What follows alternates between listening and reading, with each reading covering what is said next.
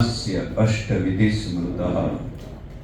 ધર્મના જે પગથિયા છે એમાં પહેલું જ પગથિયું છે વિદ્યા.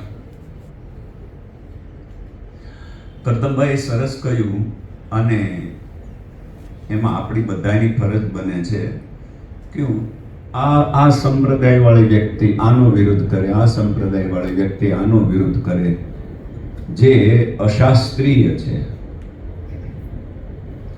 ભગવાન કૃષ્ણ શિવજીના અનન્ય ભક્ત બાણાસુર એની દીકરી ઓખા સાથે એનો દીકરો પરણાવે. કૃષ્ણને શિવ ભક્તને વેવાય બનાવવામાં વાંધો નથી, એના ભગતને વાંધો છે.